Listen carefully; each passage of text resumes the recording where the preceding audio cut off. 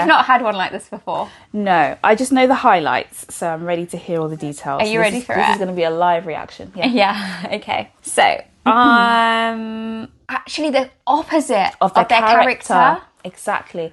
That's what I was thinking of. I was thinking of this person putting on their mask and then taking it off again. So what would you recommend, Ritz, in terms of like because I'm thinking, well, I'd recommend therapy. Yeah.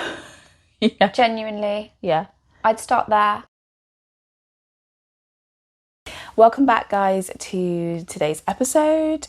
This is part 2, and in our previous episode, we were met with the dilemma of a 39-year-old man who was struggling with work-life balance, feeling guilty about work taking him away from his family, essentially, and just needing some advice on how to deal with all the stress of that. So if you're interested, please go back and watch that episode. Let's jump in. Let's jump into number 2. I think this is a dilemma. great one. Okay. We've not had one like this before. No, I just know the highlights, so I'm ready to hear all the details. Are you ready for it? This is going to be a live reaction. Yeah, okay. I am in my late 20s and I have built a highly successful and lucrative career as a social media influencer. Go you. Hi. With a substantial amount of followers on Instagram and a great YouTube channel. I'm known for promoting a glamorous lifestyle. I attend high-profile events and collaborate with luxury brands. My online persona is outgoing, confident, and always surrounded by friends and fans. Wow, okay, so we're at the fan stage here. I showcase the epitome of the perfect life. Okay. Ooh. In reality, I suffer with social anxiety and I prefer a quiet, reclusive life. I find large social gatherings overwhelming and stressful and often experience panic attacks before events. My true nature is quite introverted. I derive genuine happiness from solitary activities like reading, painting, spending time with nature, and being far removed from the public eye. My income and brand deals depend heavily on maintaining this glamorous facade. The pressure to constantly project an image of perfection and engage with followers online is causing me significant mental distress. I feel trapped by the expectations of my audience and the demands of my sponsors, fearing that revealing my true self would lead to losing followers, income, and industry relevance. This internal conflict has led to chronic stress, sleep disturbances, and a sense of isolation, as I just cannot confide in most people around me because I fear of damaging my image. It's quite similar to the last one in that sense. I'm at a place now where I'm struggling to find a way to reconcile my public persona with who I really am without sacrificing my career and mental health. Oh, what an interesting one. Yeah. Interesting. You know what? You know why I'm finding it really interesting? Because you know how we discussed in the previous episode how like that's a presentation we've seen so often, and also a presentation that we were like trained in, that our supervisors and the clinicians we worked with would have seen that presentation time and time again. This is so novel because I would say this is probably something that's happened in like the last, like 5-10 years?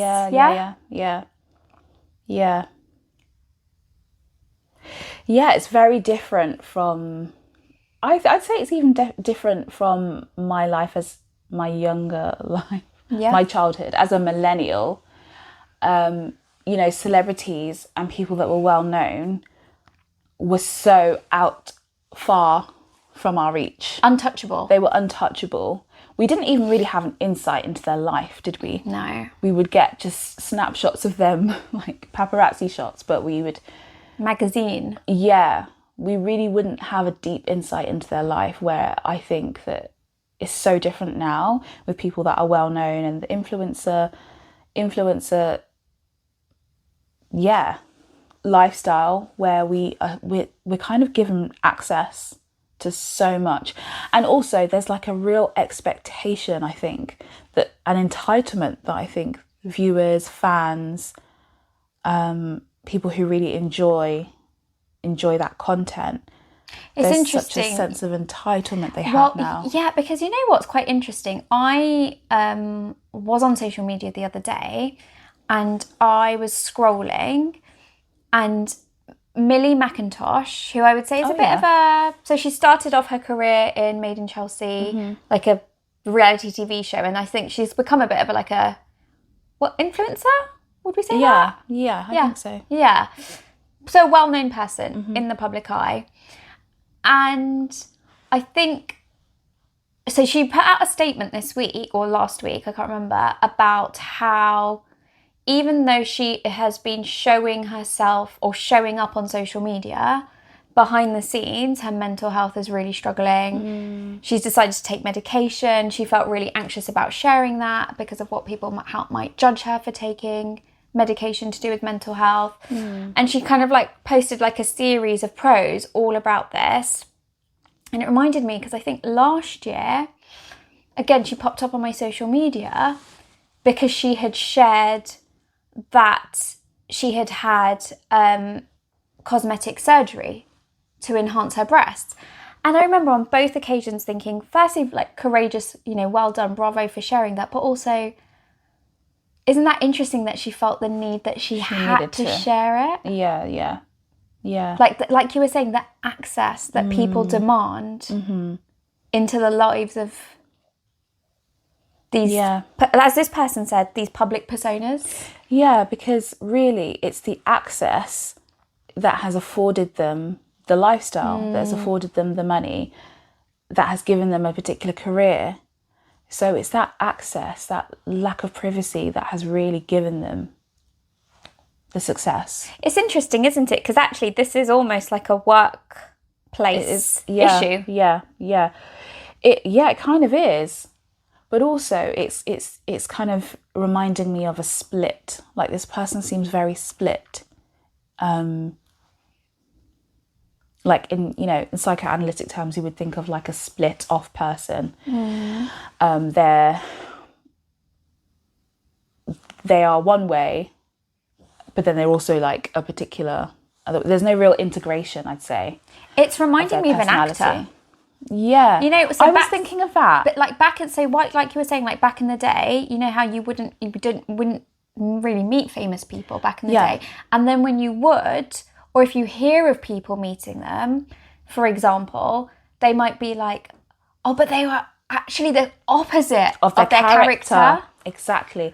That's what I was thinking of. I was thinking of this person putting on their mask and then taking it off again. But I'm just wondering about... Because I guess you're not acting, are you? That's the difference with social media. Like, you're not an actor on a movie set. You're not, but I'm also wondering about why this has become so split off. Because from what you were saying, it sounds as if like they are leading a fake lifestyle in order to have a career. But actually, I don't know how you get to leading such a fake lifestyle that is so not in line with who you are. How do you get there? Like, was social media the influencer of that? For example, we don't know. Do you see what I mean by that? Like, I wonder if this person saw, I can have this lifestyle if I'm like this, this, and this. If I'm this person. Yeah. So creating the persona to be this person, thinking that maybe that is what equaled happiness and self-worth and self-esteem. Yeah. It's not uncommon for people to attribute like materialistic success, which is, how they've said, like, attending a high profile event. It makes me I associate that with being confident and having high worth. Yeah. And collaborating with luxury brands. Yes. But then actually, so you've been doing that, and you're realising, as you said, there's a split there. It's not meshing. That's not actually who I am. It's not fulfilling me. Yes. What's fulfilling me is maybe to have a partnership with Waterstones. Or just to be in solitude and to be in nature.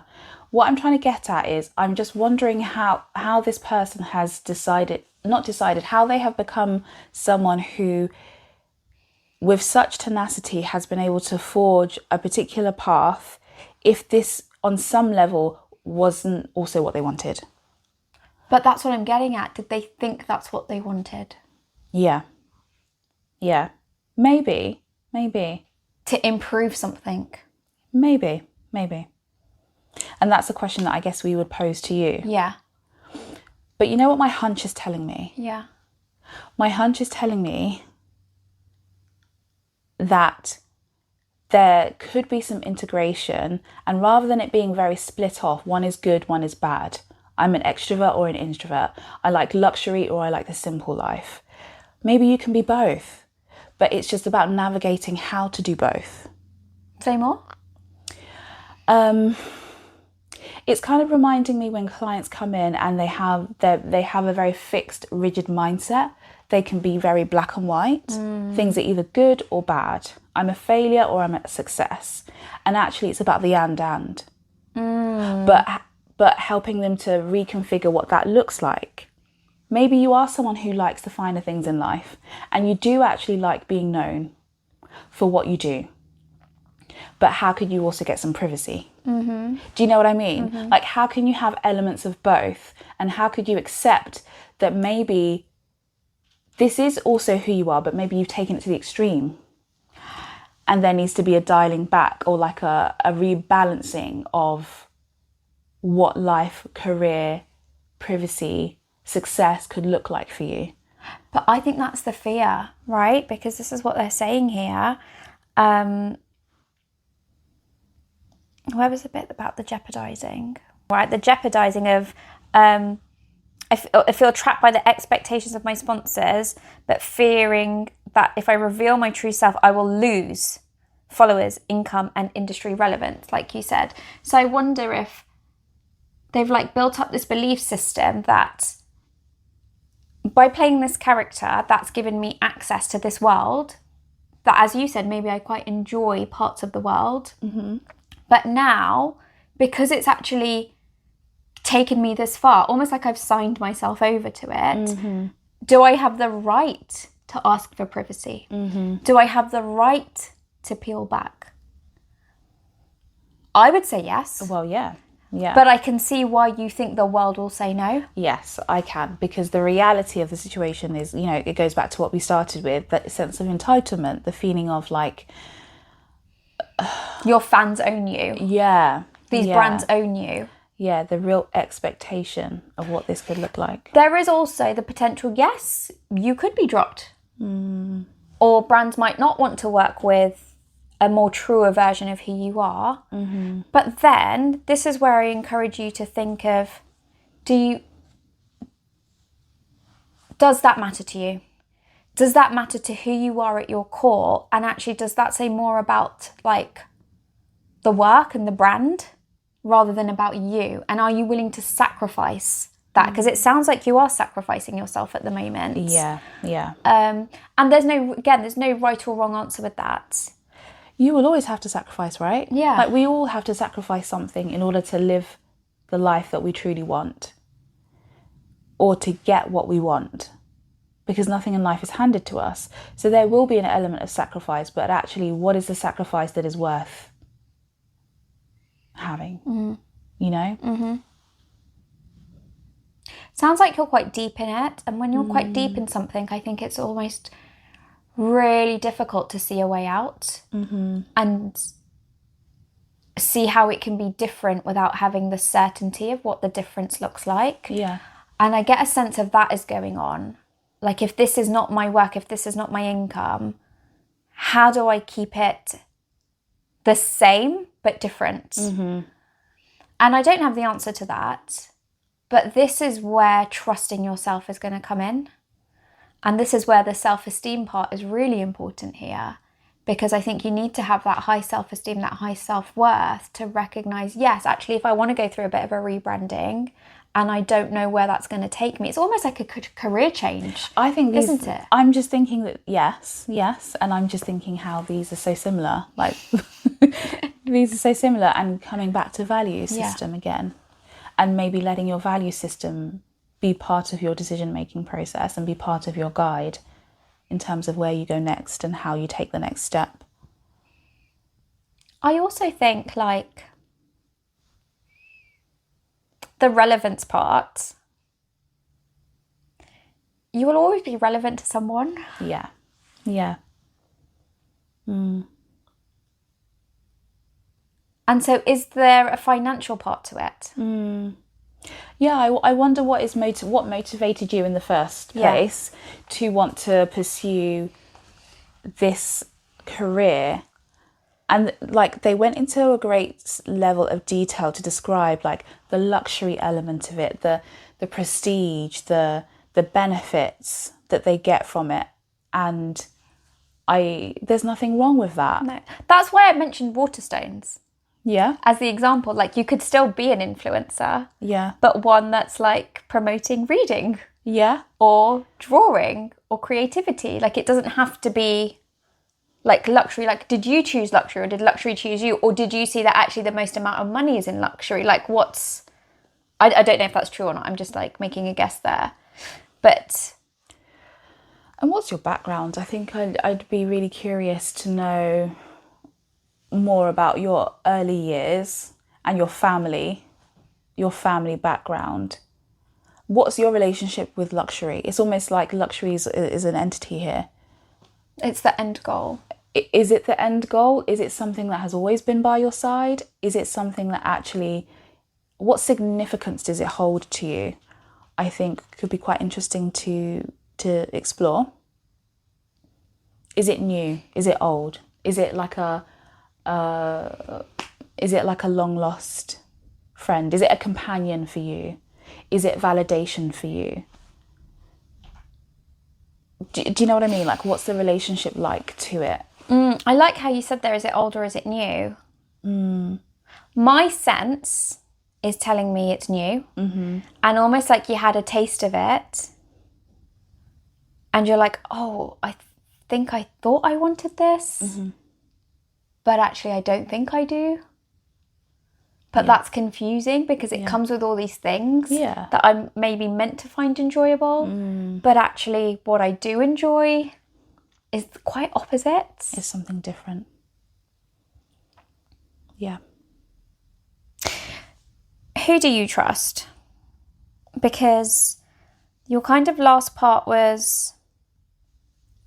Where's it gone? I can't confide in most people around me. Oh yeah, I forgot that was in That there. made me feel really sad. Really sad for you. Like the isolation. Gosh. That's a lot for you to carry. You're still fairly young. For fear of damaging your image. So is that a fear that's rooted in reality, or is that a fear that is irrational? And if it is that you literally do not have people that you can trust because of how they would tarnish your image, is that influencing your desire to be alone?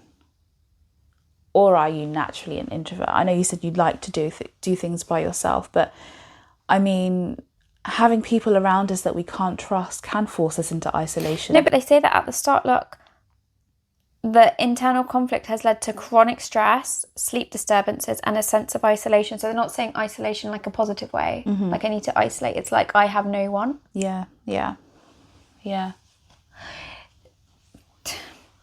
You're like creating it as if there's like this team around you and you're so alone in that team. And I'm just wondering how you relate to the people in your team and how you think they relate to you. Like, do you think that they are on your team because of this image? Like they're cheering for you only because of this lifestyle that you have? I think that's the assumption, because if they're thinking that if I confide in people, I fear that my reputation will be tarnished or damaged, that would indicate like a real lack of trust and real connection and vulnerability and safety with the people that they have around them.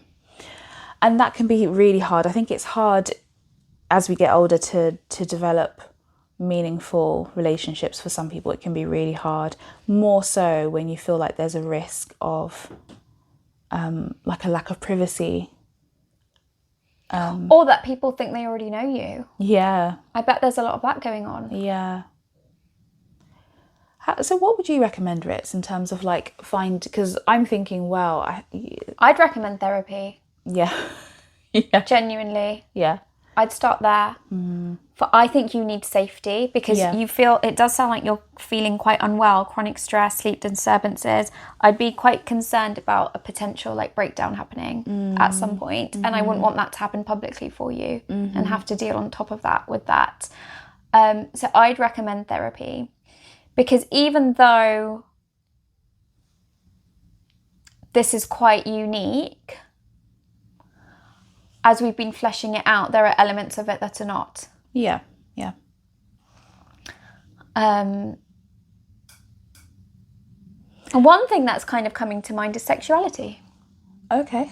People that have maybe lived an isolated life, or felt like they've had to have a certain type of sexuality in order to be accepted, and because that's what it is as well, isn't it? Acceptance. Yeah, yeah. Gosh, they're so linked, aren't they? Yeah. Yeah. Race, although that's obviously very difficult to hide. Yeah, it's quite Jungian to me, isn't it? It feels quite Jungian, like you said, this psychoanalytic side of this part of me, this shadow that the world doesn't see. But the difference here is that you like the shadow. A lot of times people don't like their shadow. You like your shadow. I think that's great. Yeah. Start with that. Yeah. Go in with that. Try and embrace that more, but in a safer way. And I think therapy, if you don't have places to confide, I think therapy would be a great place for you to be able to turn up and do that, not in isolation, but with another human that can see you and hold you and validate you until you have the strength to go and do that in the world. Yeah. Whichever world it is that you choose to do that in. Exactly.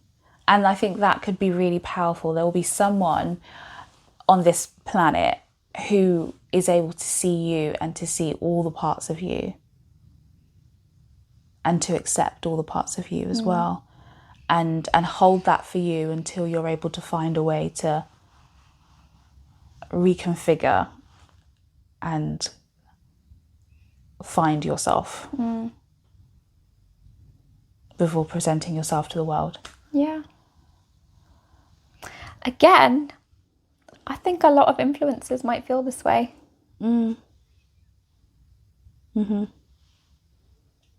Yeah. Yeah. I wonder if it's more common than you think. Yeah. And yeah, I really do think therapy could be a good place, because, you know, you do have that confidentiality element to it. There's no risk. No, that's a really good point. Yeah. A really good point with There's that. no risk to showing yourself and to being vulnerable and to kind of exposing yourself, letting someone really see you. And that can be so holding for someone, even though like it can be, I don't want to say taken for granted in a way of like fobbed off, but I think because that is our true essence and it's just something that we would never do. But the power of that for somebody who's in such a twisted place, like with themselves, to know that this genuinely is not going anywhere. Like, I get to turn up here and let it out. Yeah. Yeah. It's very, very holding. Ultimately, at the end of the day, I think all of us want to feel seen, to be known, and to be accepted. And I think therapy is a good place to start to experience that.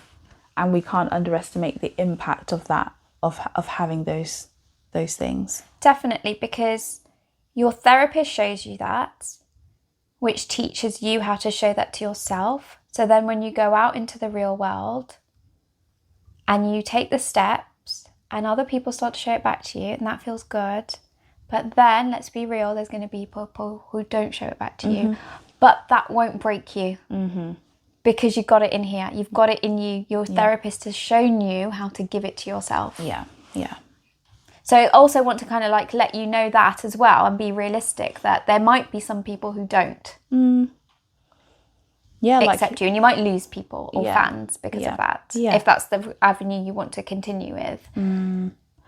But you will have built yourself up enough that it can twinge, but you're flexible. But you may lose people, but you gain yourself, really. I love that. Yeah. Interesting one. Thank you for sharing this. We've not had one like this before. No, this has been a unique one. Yeah. I admire you for bringing that here. I also admire you for your tenacity in building something, because it's not easy. It's not easy to really say, this is what I want my life to look like, and this is what I want. This is what success looks like for me, and I'm going to go and get it. That's not an easy thing to do. But even more so if you feel like you're having to put on a mask to do it. Yeah. So, because I think sometimes people take for granted like that social media is just this like thing that you do, but it is genuinely a full-time job. And like you said, you've persevered with it, but like I do feel for you that you've persevered with it in a way that feels exhausting now, because it's like character-like and it's not authentic. Not authentic. Yeah. Okay. Yeah. I think we can wrap up there, can't we? Yeah, I think so. As always, guys, feel free to send in your dilemmas at hello@thetherapyfloor.com. We love reading them, and like the one we got today, like they're all so unique. So even if you think, oh, they've kind of answered one like that, I think the nuances of each of them just add in that extra layer for us to make it a little bit different. So yeah. Thank you so much, and catch up with you soon. Bye.